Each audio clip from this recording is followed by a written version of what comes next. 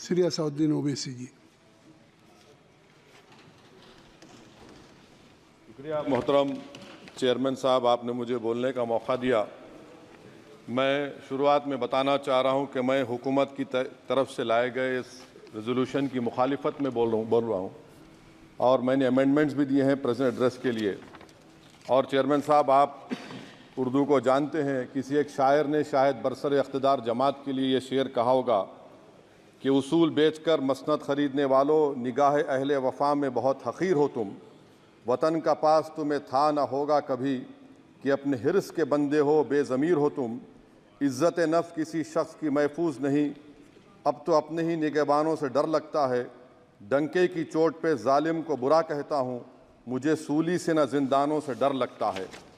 मोहतरम चेयरमैन साहब, मैं आज इन लोगों की तरफ से बोल रहा हूँ जो दिखते तो हैं, जिनके बारे में बात तो होती है मगर उनकी कोई नहीं सुनता।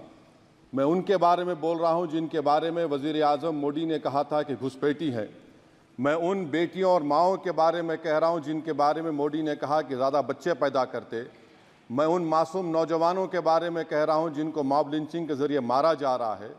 मैं उन बेज़ुबान माँ और बाप के बारे में बोल रहा हूँ जिनकी औलाद आज इस हुकूमत के गलत कानून के चक्कर में जेलों में सड़ रहे हैं।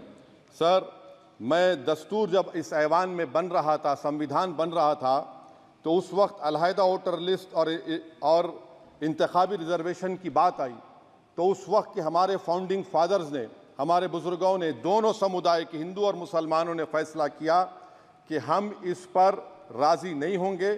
बल्कि उन्होंने क्या कहा था हमारे फाउंडिंग फादर्स ने, उन्होंने मुखालिफत की थी अलहदा वोटर लिस्ट की और इंतखाबी रिजर्वेशन की। उन्होंने कहा था, I quote sir, it is the duty of majority community to ensure that minorities are elected in the representative numbers. BJP मुसलमानों की नफरत पर जीतती है और मुसलमानों के नाम निहाद मसीहा मुसलमानों के 90% ज़्यादा वोट हासिल करते हैं, मगर फिर भी इस ऐवान के दरवाजे नहीं खुलते मुसलमानों के लिए और सिर्फ 4% मुसलमान जीत कर आते हैं। सर, संविधान सिर्फ एक किताब नहीं है जिसे चूमा जाए, संविधान एक किताब नहीं है जिसे दिखाया जाए, संविधान एक सिंबल भी है, मगर संविधान एक हमारे बुजुर्गों के ख्वाबों की किताब है।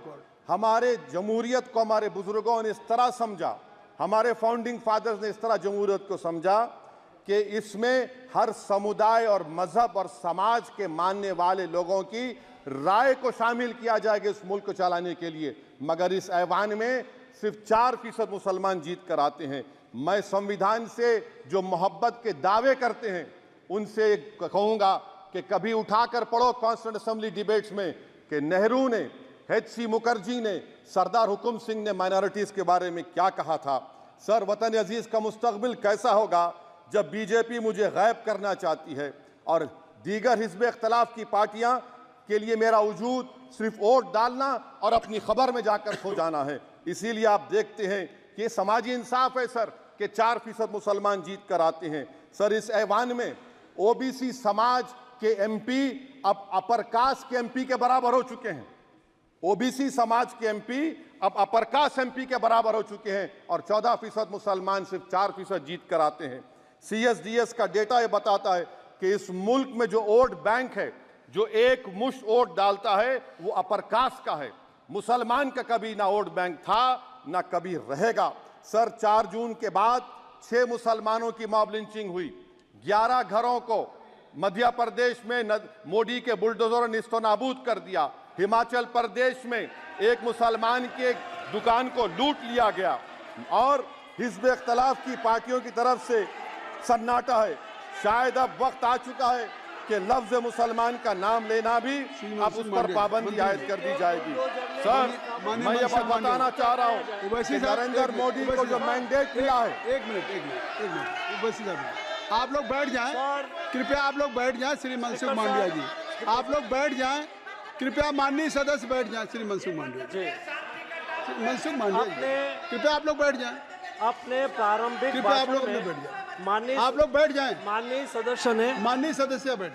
सदस्य ने अपने प्रारंभिक भाषण में जो शब्द प्रयोग करा है उसको ऑथेंटिकेट करा जाए। और अभी उन्होंने उल्लेख करा कि मोदी के बुलडोजर ने वहाँ मॉब लिंचिंग करा है उसको भी ऑथेंटिकेट करा जाए। निश्चित तौर से इसको ठीक है। उवैसी साहब जब भी कोई बात नहीं सर, आप चेयर पर बैठे हैं जी, इसलिए आप मंत्री जी को पेट में दर्द हुआ, माशाल्लाह, शुक्रिया उनका। नहीं, तो सर मैं ये बोल मंत्री की रहा था, जवाबदेही है ये अरे ये नहीं मंत्री इससे की बुरी बात क्या है? पेट में दर्द हो सकता है, वो दर्द ये सब ठीक अच्छा है। दर्द हुआ, चलिए दर्द हुआ, दिल का दर्द हुआ। तो सर जो नरेंद्र मोदी को मैंडेट मिला है वो सिर्फ और सिर्फ मुसलमानों की नफरत पर हिंदुत्व की वजह से मिला है। I would like to say it is not Modi's in dock but every single person voted him despite his anti Muslim voice. And I would like to tell the opposition parties, this is not a moral victory for you, this is a victory of majoritarianism. Everyone should contemplate and do introspection. Why is it that the OBCs and the upper caste are getting their due representation? Why are the Muslims not getting? Are we here only to vote for you and not to get elected? If that is the case, please tell us that we are only here to vote for you. Sir, आज भारत के आधे नौजवान बेरोजगार हैं और रोजगार की तालाश, बेरोजगारी का आलम यह है सर कि मोदी सरकार के 5 साल में 75 लाख एस्पिरेंट्स की जिंदगी बर्बाद हो गई, 6 पेपर लीक हुआ। बेरोजगारी का आलम यह है सर कि रशिया जा रहे हैं, वहां जाकर अपनी जानों को दे रहे हैं। बेरोजगारी का आलम यह है कि नरेंद्र मोदी रोजगार का कैंप चलाती है नौजवानों के लिए कि तुम इजराइल में जाकर काम करो, उनको कैनन फॉडर बना रही है ताकि फलस्तीनियों की जायदादों को हड़प कर सके।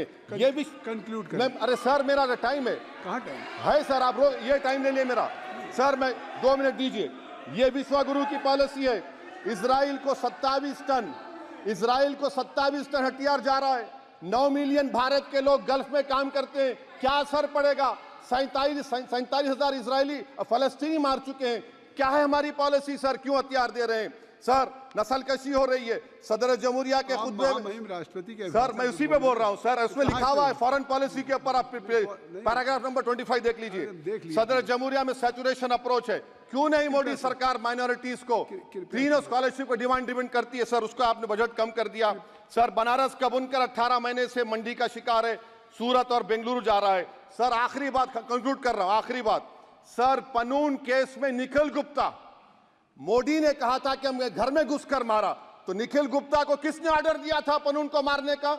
अगर नहीं दिया तो उसको बचाइए, और अगर दिया नहीं तो फिर उस पर पीएमएलए क्यों नहीं लगाकर? सर समाप्त करो। कमेटी बनाई आपने, उसका क्या हुआ सर? हम एससीओ को नहीं जा रहे सर। मैं आपको बता रहा हूं कि मैं अपनी इस तकरीर को टीपू सुल्तान की नजर, सुनिए सर, अब हो गया खत्म कर रहा हूं सर। मैं अपनी तकरीर को टीपू सुल्तान के नजर कर रहा हूं। ये टीपू सुल्तान की फोटो है, क्या आप इससे भी नफरत करेंगे सर? ये संविधान में टीपू सुल्तान की फोटो है जिस पर वल्लभ भाई पटेल ने साइन किया, श्यामा प्रसाद मुखर्जी ने साइन किया। ये आपकी नफरत है सर। आखिर में मैं अपनी बात को खत्म कर रहा हूं इस शेर पर कि क्या दिन दिखा रही है सियासत की धूप छांव।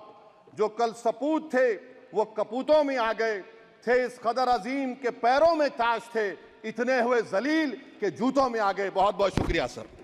श्री गौरव गोगोई जी। धन्यवाद सभापति महोदय।